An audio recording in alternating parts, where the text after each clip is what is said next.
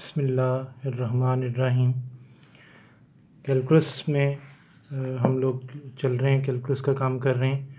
उसमें आज जो हम बात सीखेंगे वो है limit, continuity and differentiability.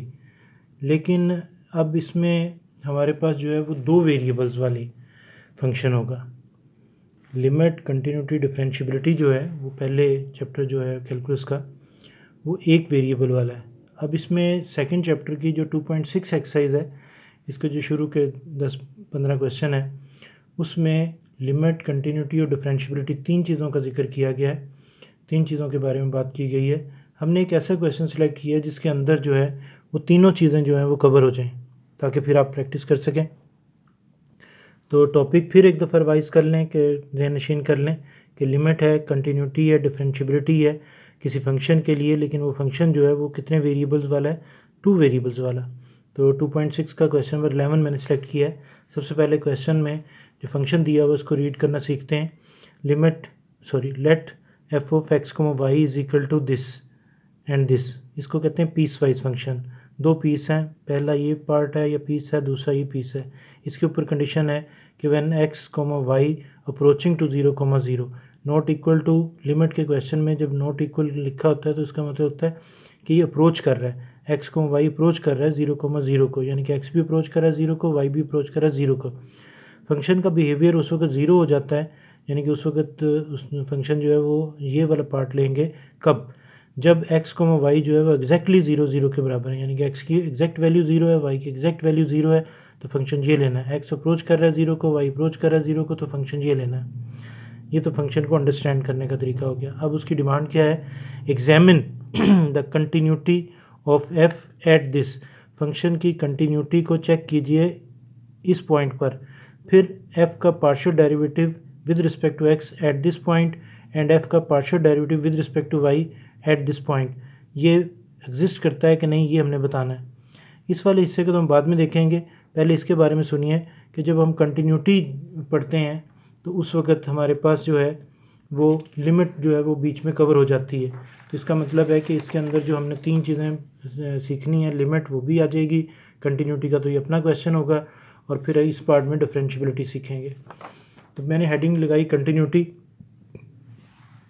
Continuity को करने से पहले दो चीज़ें ज़हनशीन कर लीजिए कि इसमें हमें दो चीज़ें चाहिए होती हैं, एक वैल्यू ऑफ द फंक्शन और एक limit of the function. Value of the function का मतलब क्या होता है कि फंक्शन में जहाँ जहाँ एक्स और वाई है वहाँ पे 0,0 पुट कर दें, क्योंकि इस पॉइंट पर हमने डिस्कस करनी है कंटिन्यूटी।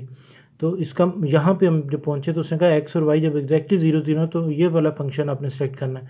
इसका मतलब इसमें वैल्यू पुट करने की हमें ज़रूरत ही नहीं रही, उसने खुद ब खुद ही ये हमें दे दिया।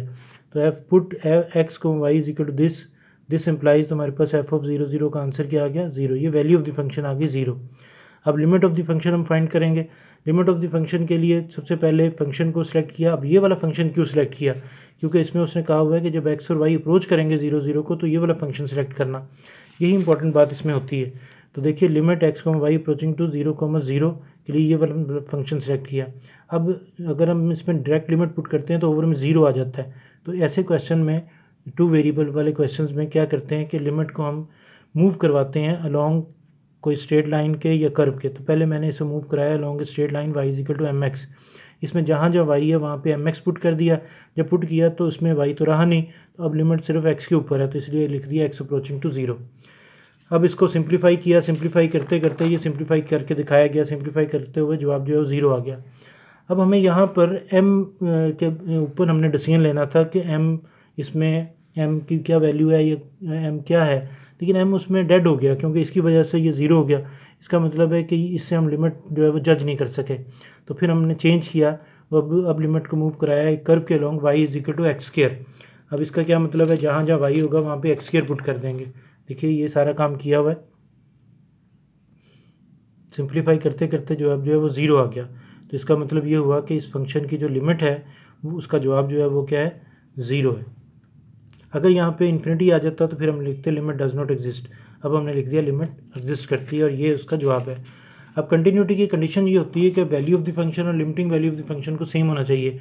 इसका जवाब भी निकाला था 0 आया था, इसका भी 0 आया था, दोनों इक्वल थे, तो नीचे लिख दिया कि फंक्शन जो है वो कंटिन्यूस है। ये तो हो गया इस क्वेश्चन का पहला हिस्सा। अब दूसरे हिस्से में उसने क्या डिमांड की हुई है डिफरेंशियबिलिटी के हवाले से, फिर उसे देख लेते हैं। उसने कहा जी मुझे दो काम करके दिखाओ और बताओ कि ये एग्जिस्ट करते हैं कि नहीं। एफ का partial with respect to X, F का partial derivative with respect to X at 0 0, इस तरह इसे रीड करेंगे। रीड करने का तरीका मैंने आपको बता दिया। अब इसे करना कैसे है, सबसे पहले हमें जो पार्शियल डिफरेंशियल की डेफिनेशन है वो याद होनी चाहिए। वो क्या होती है कि फंक्शन में जो, क्योंकि वेरिएबल एक्स है तो उसकी जगह पे एच लिख देते हैं और ज़ीरो, यानी कि हमने काम जो करना था वो कहाँ पे करना था, 0,0 पर। ये क्योंकि वेरिएबल है तो यहाँ पर जो है वो एच आ गया, और ये जो है 0 अपनी जगह पे वैसे ही आ गया। ये डेफिनेशन है पार्शियल डेरिवेटिव की डिफ्रेंसिएशन की। माइनस एफ ऑफ जिस पॉइंट पे काम कर रहे हैं वो एफ ऑफ 0,0 ओवर में ये जो यहाँ पे आपने इंट्रोड्यूस किया है वो यहाँ पे नीचे लिखते हैं एच, और ये जो चीज़ है इसको अप्रोचिंग टू 0। अब फंक्शन के पास चले जाइए और उसमें जहाँ जहाँ एक्स है वहाँ पे क्या पुट कर दें, एच, और जहाँ जहाँ वाई है वहाँ पे 0 पुट कर दें। फंक्शन के पास चले गए, ये देखिए ये फंक्शन है, क्योंकि लिमिट की बात कर रहे हैं तो इस वाले फंक्शन को सिलेक्ट करेंगे। इसमें एक्स की जगह पे एच और वाई की जगह पे 0 पुट कर दिया। ये पुट कर दिया, सिंप्लीफाई किया, ये देखिए सिंप्लीफाई करके दिखाया गया, आंसर 1 आ गया। अगर यहाँ पे इन्फिनिटी आता तो लिखते लिमिट डज नॉट एग्जिस्ट। अब क्योंकि आंसर जो है फाइनाइट आ गया तो इसका आंसर जो है वो एग्जिस्ट करता है। यही उसने पूछा था कि क्या ये एग्जिस्ट करता है कि नहीं, तो हमने इसका जवाब दिया एग्जिस्ट करता है। अब आ जाते हैं कि हमने एफ का partial derivative with respect to Y मालूम करना। फार्मूला वही है, लेकिन ज़रा देखिए अब चेंज कहाँ पर आई हुई है, इस जगह पर, क्योंकि विद रिस्पेक्ट टू वाई कर रहे हैं, वाई वेरिएबल है तो यहाँ पर चेंज करेंगे। यहाँ पे एक्स जगह पे ये वाला 0 ही आएगा, और एफ ऑफ 0,0 वैसे ही आ गया। के इंट्रोड्यूस किया, आप कुछ भी इंट्रोड्यूस कर सकते हैं यहाँ पर, और जो भी इंट्रोड्यूस करेंगे उसकी लिमिट के अप्रोचिंग टू, पीछे जो है वो 0 लिख दी। अब फंक्शन के पास चले जाइए, उसमें जहाँ जहाँ एक्स है वहाँ पे 0 और जहाँ जहाँ वाई है वहाँ पर के पुट कर दें। लेकिन बात फिर वही है जो स्टूडेंट को अंडरस्टैंड करनी है कि आपने फंक्शन कौन सा सिलेक्ट करना है इसके लिए। अब देखिए यहाँ पर एक्स और वाई जो है वो कह रहा है कि जब नॉट अप्रोचिंग टू 0 तो उस वक्त आपने ये बात करनी है, यानी कि जब लिमिट की बात करनी है, चाहे वो एक्स पे हो चाहे वाई पे हो, तो फंक्शन ये सिलेक्ट करना है। इसे यही वाला फंक्शन सेलेक्ट किया और उसमें जहाँ जहाँ एक्स था वहाँ पे 0 और वाई की जगह पे के पुट कर दिया, सिंप्लीफाई किया, जवाब जो है 1 आ गया। कुछ भी जवाब आ सकता था अगर तो वो फाइनाइट है, यानी कि इन्फिनिटी नहीं है, फिर हम आगे लिख देंगे कि इसका जवाब जो है वो एग्जिस्ट करता है। और अगर जवाब जो है वो इन्फिनिटी आ जाता तो फिर हम लिख देते हैं कि लिमिट जो है वो डज नॉट एग्जिस्ट। तो इस तरह ये क्वेश्चन मुकम्मल हुआ। लेकिन इस क्वेश्चन से लिमिट, कंटिन्यूटी और डिफरेंशियबिलिटी के जो शुरू के आई थिंक के 1 से लेकर कोई मेरा ख्याल है 14 तक या 13 तक क्वेश्चन है, वो सारी इससे कवर होते हैं। वो आपने इस क्वेश्चन से कवर करने हैं। अल्लाह हाफिज़।